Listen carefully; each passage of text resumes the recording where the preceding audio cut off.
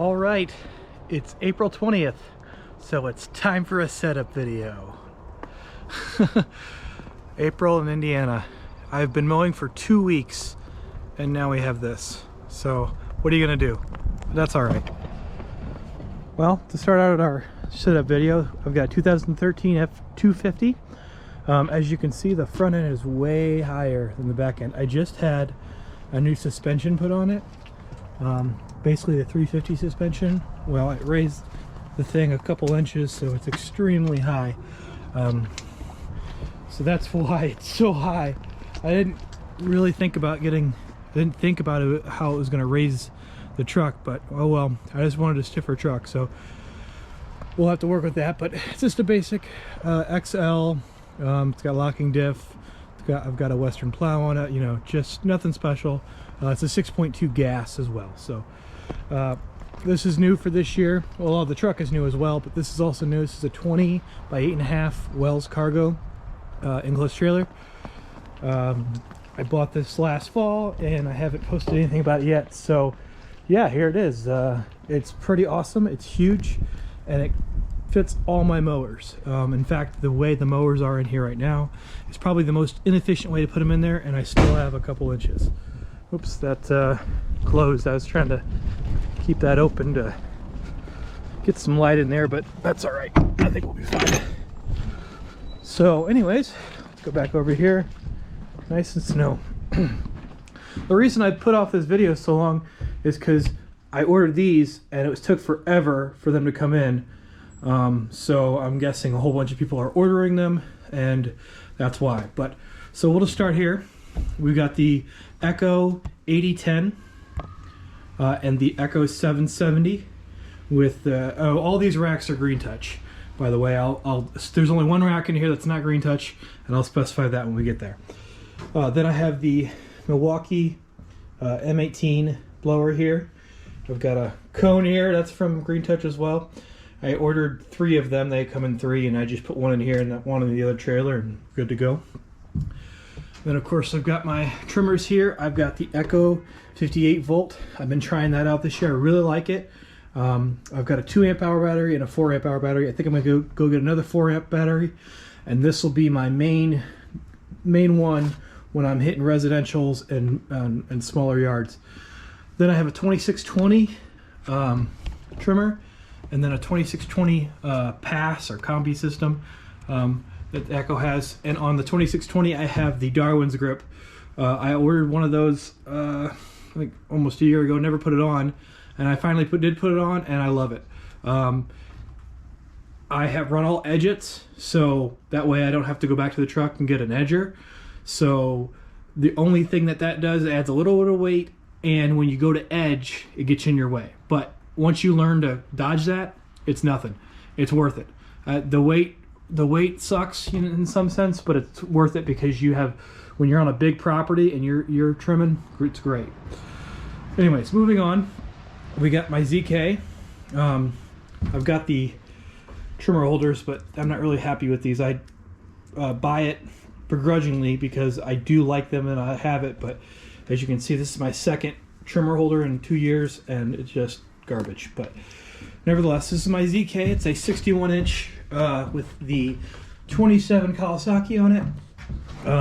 Could be more happy with the mower, other than it's got a garbage cut. I'll explain that more as we go. But yeah, there's my 61 ZK. Then I have this one here. Just bought this in the fall. This is the Right 32B. Got a Kawasaki FS600 on it. I believe that's 18 and a half right there, horsepower.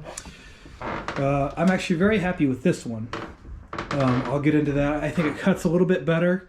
I think it's harder to mess up a smaller deck, but it's also the design of the deck. But I'm actually really happy with it. It's 32 inch. Oh, sorry. On the ZK, I'm running a quick shoot, handle operated. On this one, the standard B, I'm running a grass flap, pedal operated. And the reason I went with that, again, I'll get into detail, is it doesn't take up any more room. I bought this to be a narrow mower, and that doesn't take any more room up, or maybe, I don't know, maybe a ½ inch, slightly. But that being said, hardly any room at all. Moving on, I've got this Gravely HD 60-inch with the bagger system. It's got a power head bagging system on it. It's got a Kawasaki FR730V on it. This is actually a decent budget bagging mower. It's got the power head on there. The thing that I had to do for this is this bagger comes, and the bags are about this tall. But if you order the bags that go for the Pro Turn, they're that tall. This system, this itself is the same as the Pro Turn, and I believe that is also the same, because the only difference between this and a Pro Turn is the engine and the rumps. So that's the only difference between the two. The deck, everything, transmissions, they're all the same, but those things. So that's all the same as the Pro Turn. They just give you smaller bags, because I guess it's a way to save money, which is fair enough, I guess, but a little frustrating.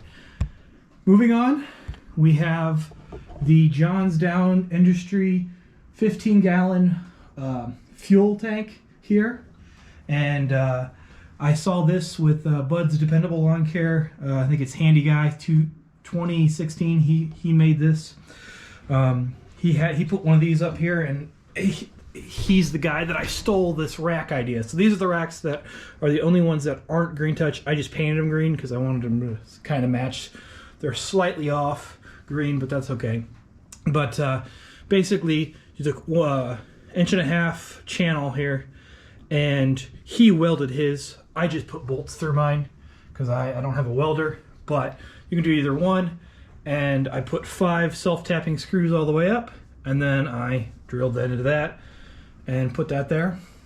This is absolutely great. So last year I was running an open trailer, and I had 2 5-gallon Shurikens with gas. Now I have 15 gallons plus the 1 5-gallon down here. So I've got 20 gallons of fuel in the truck. I can pretty much go all week with that if I want to.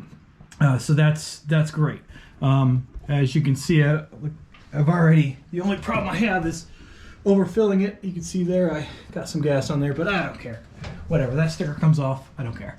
One thing I did is I mounted it really high, and I can just get the thing in there, which is a curse and a blessing. So it kind of sucks to get it in there, but once you get it in there, it props up against the ceiling, and then you could just let it go, and then take that and start filling up the mowers, and then just keep letting it go, and then eventually it'll turn off, because that's what all pumps do. They turn off eventually, and then then you can start filling them up. So it makes it a lot easier, but you gotta be creative. You can see I still gotta fix that and cut that off and all that. So, but that's all right.